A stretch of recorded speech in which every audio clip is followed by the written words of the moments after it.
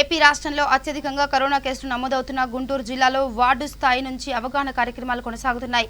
Corona virus నియంత్రణకు తీసుకోవాల్సిన జాగ్రత్తలపై తెనాలిలో పురపాలక సంఘం ఆధ్వర్యంలో మహిళలు అవగాహన ర్యాలీ నిర్వహించారు.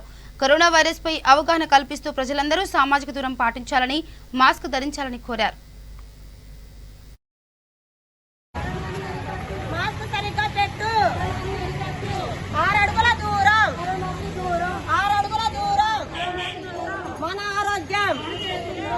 కరోనా రెండవ దశలో ఉంది కాబట్టి మనం తెనాలిలో మరీ ఎక్కువగా ఉంటుంది కాబట్టి అంటే ఇక్కడ మనం టెస్టులు చేసుకుంటున్నాము, ఏ పొజిషన్లో ఉన్నామనేది మనకు తెలుస్తుంది కాబట్టి దానికి తగ్గట్టుగానే మన మున్సిపల్ కమిషనర్ గారు కూడాను ఎక్కువ మంది డాక్టర్స్ని పెట్టి టెస్టులు చేసుకొని ఎవరైతే వ్యాక్సిన్ వేయించుకోదలుచుకుంటున్నారో వాళ్ళందరూ కూడాను రావాల్సిందిగా రేపు తెలియజేస్తున్నాము.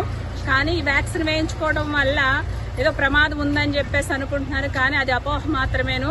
బీపీ ఉన్నా, షుగర్ ఉన్నా, థైరాయిడ్ ఉన్నా కూడాను ఇది మనం వ్యాక్సిన్ అనేది వేయించుకోవాలి.